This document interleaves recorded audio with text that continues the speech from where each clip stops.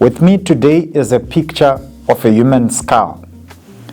But unfortunately, I cannot tell if this person was a European, an African, an American, an Asian, or a Latino. By just looking at this picture, it is difficult to establish the racial identity of this person. But what is very clear is that this person was a human being. It is important for us to learn and understand that racial differences cannot be explained solely in biological terms, because race is considered a social construct, not a biological reality, meaning that there is no distinct genetic basis for different racial categories, and most genetic variation exists within, not between, populations considered different races. Therefore, using race as a biological category is not scientifically accurate. In this special episode of the book series, we're going to learn about biological anthropology and race science.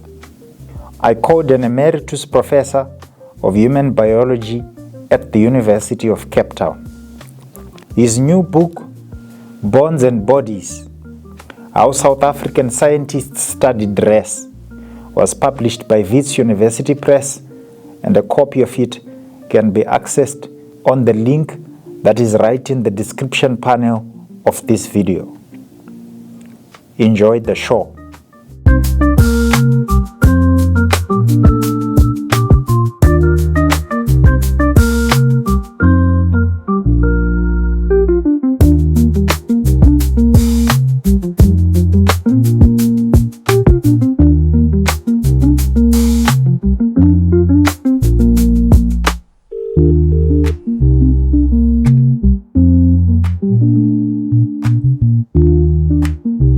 Professor Alan Morris, I'm very happy to have you today. Welcome to the show.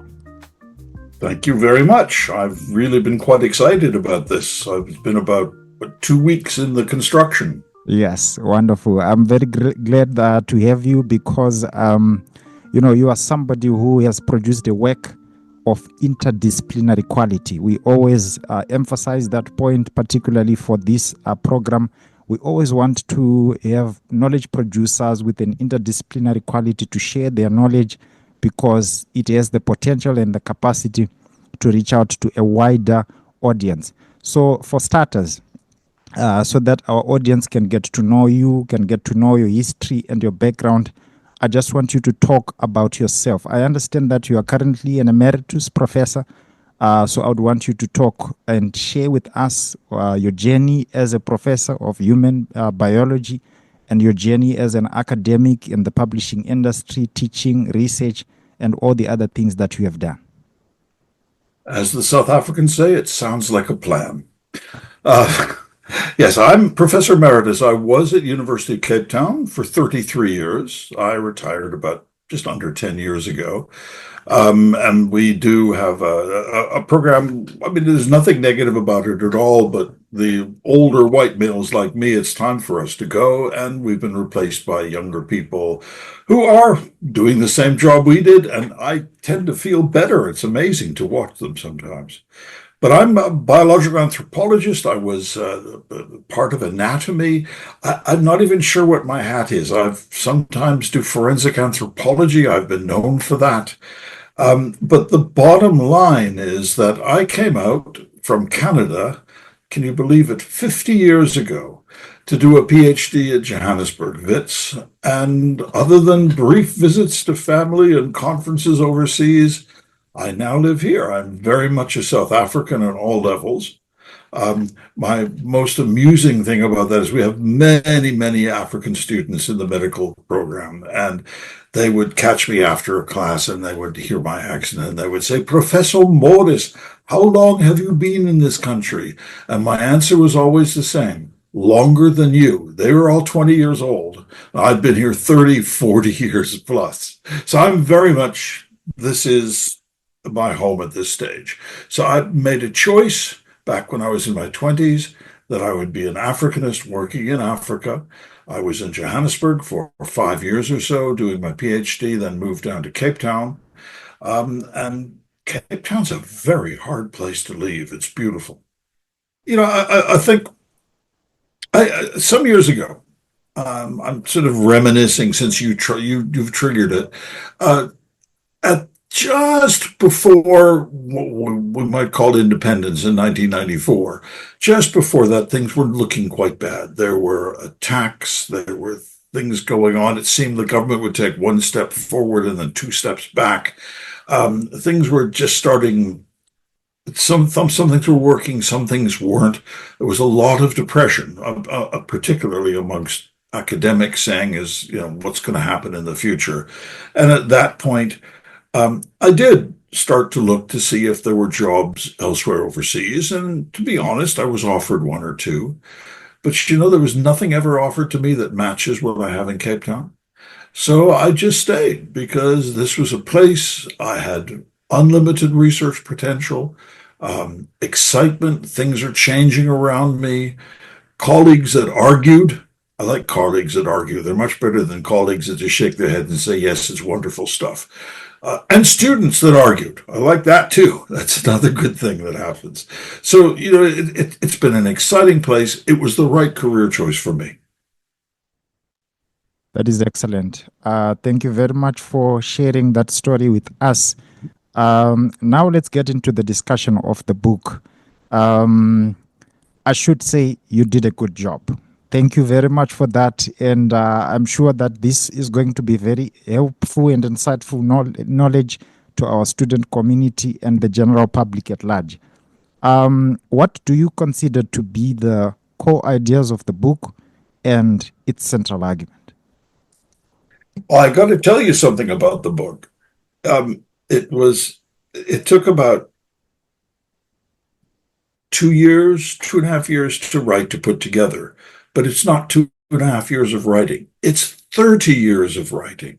Because what it is, when I joined the department, because I have an interest in scientists, not just the science, but the scientists, I inherited all the old books and journals, and what the department wasn't going to get away. They were box files of things from 80 years ago.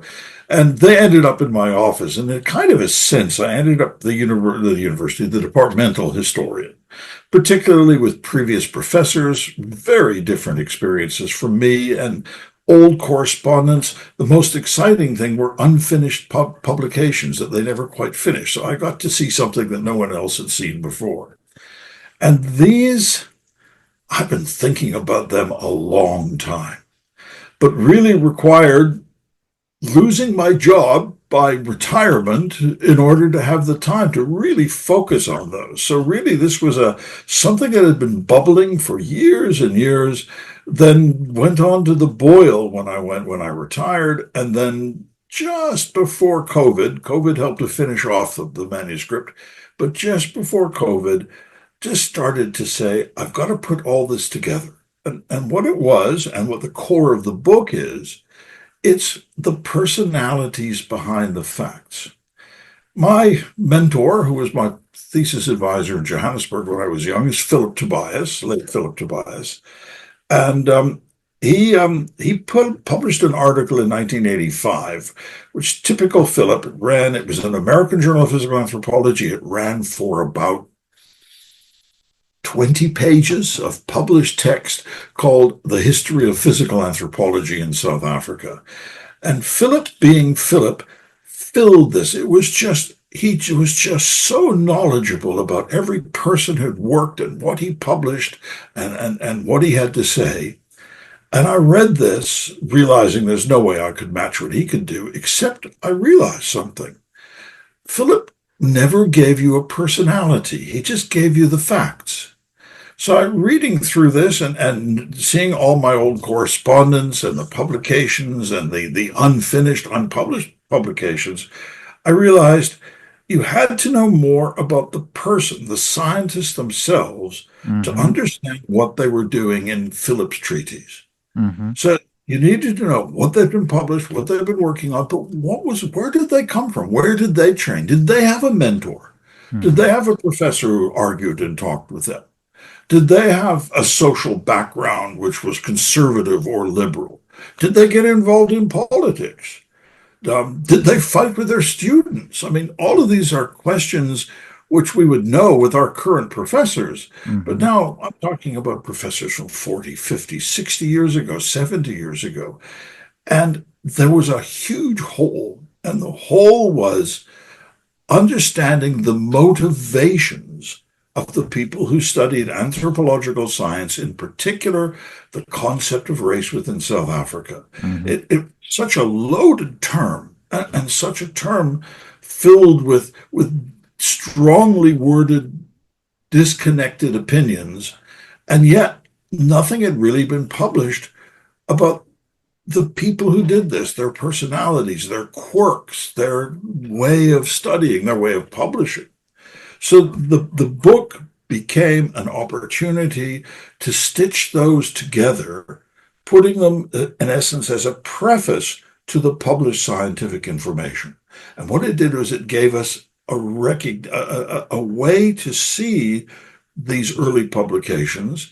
And rather than pointing a finger and saying, oh, that's horrible, how could you say that? That's something terrible. Instead, to put ourselves into the time and place and say, hey, that's why he said that. So if there was a motivation for the book, that was it. Right. Well, the book really, in essence, is in two parts. The first 5 chapters and then the last 2 chapters. The first 5 chapters are very historical. So what I did, I decided to start around 1900, and there was a good reason for that, is that science before 1900 in South Africa really wasn't South African science, it was European science. So it was this people coming out from Germany or Britain, and coming and studying people here in one way or other, taking the information back home and publishing their book out of Cambridge or something.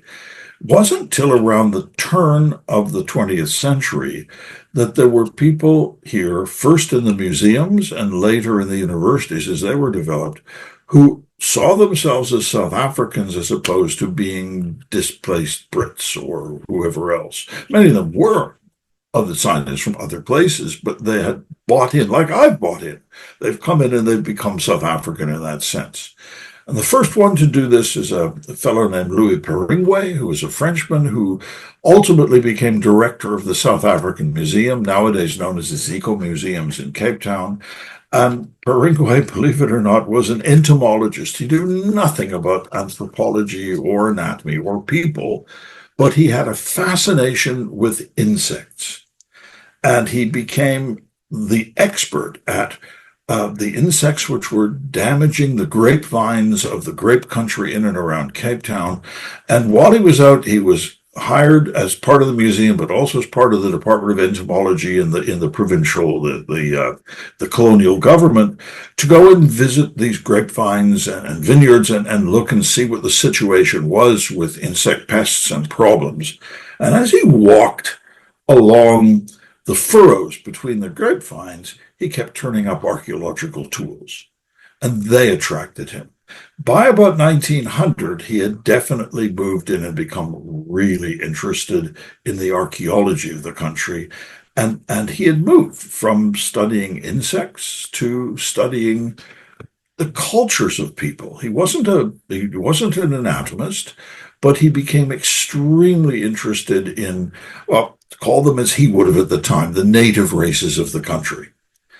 And he started then in around 1900 around to collect human skeletons in the belief that these were of people who either were no longer present or would be soon in the future no longer present. But he did something which was, he's the first one to do it. He actually linked the presence of archaeological remains with current human populations in South Africa. It sounds like it's a very small thing.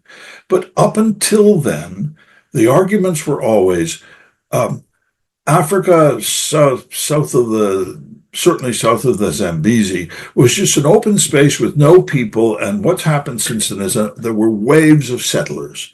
First one were the San, the second one were the Khoi, the third one were the Bantu, the fourth one were the European Dutch, the fourth one were the Indians, and on and on and on, always assuming that everybody here was a newcomer. And Peringue was the first one who sat down and said, look at these later Stone Age tools. These connect with the living hunter-gatherers that were seen when the Dutch first came here in the 1600s. So he became quite an important character, despite the fact not having trained any of this. And he built up this collection of human skeletons in the museum in Cape Town. And that starts really a series of works mixing archaeology with anatomy. It very soon connects to the medical schools. And all of it is trying to understand who are the people who are currently here and what is their background and their history to either arriving or developing here. And that's when you start to get the study of, today we would call it biological variation. Then they were blunt, it was race. So the book begins with Peringue. It follows through with Fitzsimons, who worked at the Port Elizabeth Museum in the South Cape, again a museum person. Then the medical school opens up in Cape Town for the first time, and we have these Scots professors who come down and immediately immerse themselves in the study of Southern African peoples. Followed by the school in the university in Johannesburg, which opens up in 1919, and their second professor of anatomy, who didn't want the job here. He was Australian, Raymond Dart, and Dart actually turned the job down when it was offered to him in 1923. He turned it down because he said, I don't want to be this far away from where the important work is done, which is in Britain and in Europe. Long story short, they convinced him to come.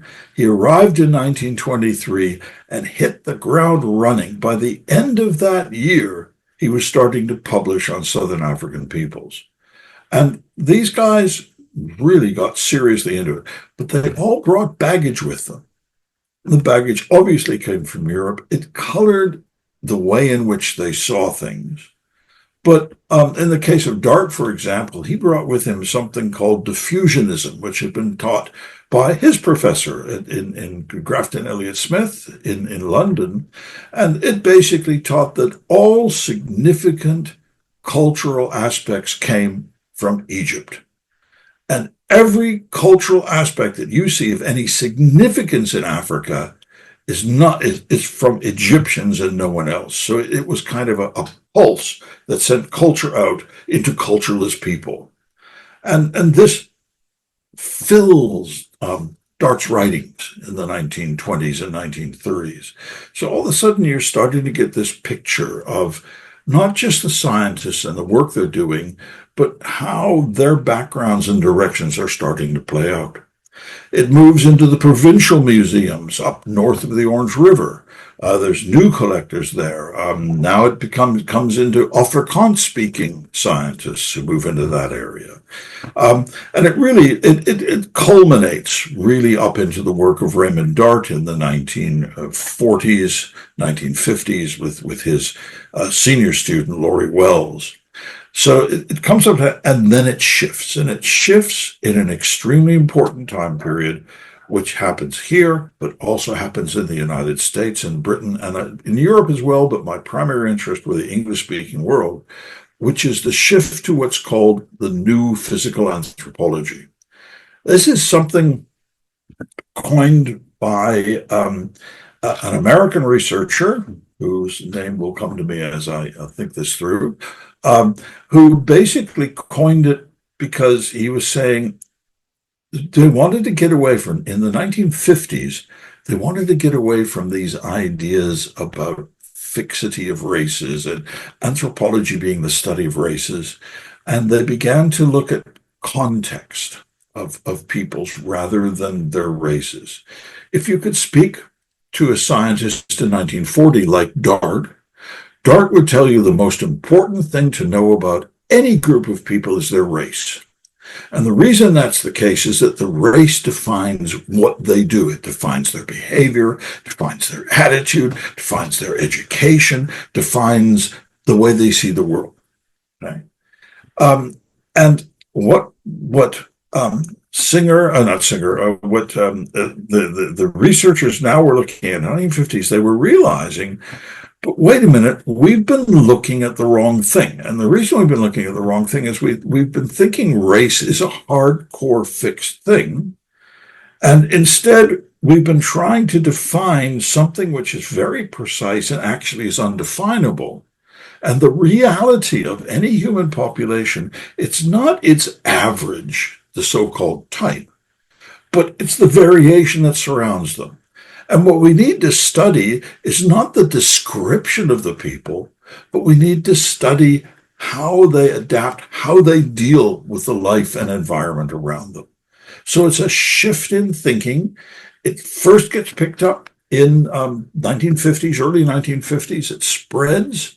It's spread by Philip Tobias in South Africa, who goes across as a student in the 1950s to the United States. He meets he goes on a tour of about 20 different medical and anthropological institutions in the United States.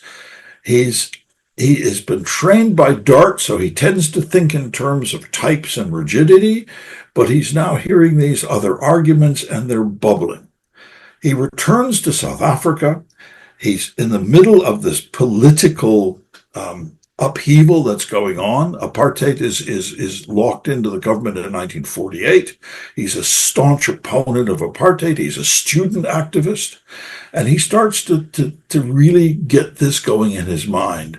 And it takes him about 10 years to make the full scientific leap.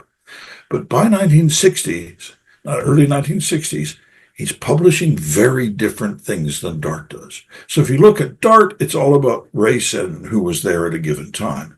If you look at Tobias, it looks at the range of variation, how people have adapted to the local environments, what it means to be a member of a larger group in genetic as well as in social terms. And that's new for anthropology. Genetics in the 1960s this is the great flowering.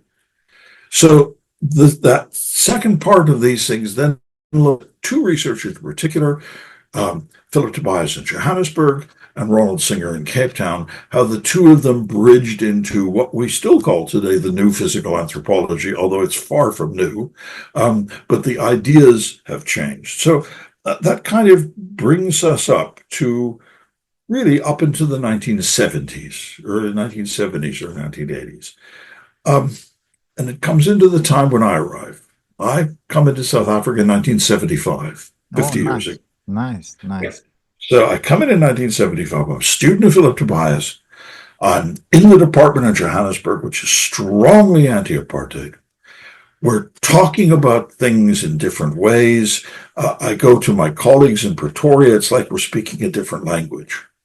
Okay, so it's this transition that's happening at that point. And what I then did was I then used the last two chapters to look back a little bit and forward a little bit. By looking back, I looked at a comment that Philip made.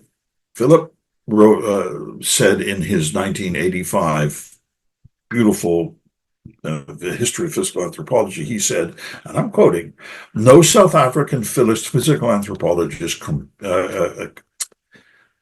contributed to the policy of apartheid." And in that, he's true. Okay, there were no academic physical anthropologists who sat and supported apartheid and wrote articles in support of it and said it was right. Nothing. They did not. Mm-hmm. But I realized at the time they didn't have to, because looking at their older research, Mm-hmm. it just fitted very nicely into the apartheid. Mm-hmm. So the question for me was, how did they, particularly between 1948 when apartheid was introduced and roughly 1975 when I arrived in the country, how did they deal with these very different approaches to understanding race? Mm-hmm. One bureaucratic and real. Don't for a moment think the races were not real under apartheid. They were legislated real. Mm-hmm. Mm-hmm. That side to the other side, which is a scientific component, which was starting for the first time to argue not that people are all the same, but that the concept of race was not a viable way of looking at human variation. Mm-hmm. So much of the second last chapter deals with that, and particularly the history of apartheid, the history of how classifications were made by the government and argued by other people. And then the last chapter brings us up, really just up to modern times, because things haven't gone. There's still occasionally a real argument in the scientific literature. Somebody publishes a paper and somebody else. I was an editor of the South African Journal of Science for a while, and I know I rejected papers that were typological and tried to talk about the fixity of race. We weren't publishing; that they just weren't acceptable as journal articles by that stage, by 2000 in that time period. Mm-hmm. Okay, but they still would slip through. There would be a paper in the Journal of Exercise Physiology that talked about physical abilities of colored women. Mm-hmm. And it's so divorced from social science that the authors didn't realize they'd stepped on not one landmine, but 10 landmines. Mm-hmm. And they did this not because they were inherently racist, but because they saw only a very small portion of science and were unable to get that full spectrum that was really around them. Mm-hmm. So the last chapter looks at talking about the problems bridging biological anthropology, which is inherently statistical, inherently genetic, with sociology, which is inherently social and adaptable, and how those two things sometimes don't fit at all. Square pegs and round holes. There, in a nutshell, I did it.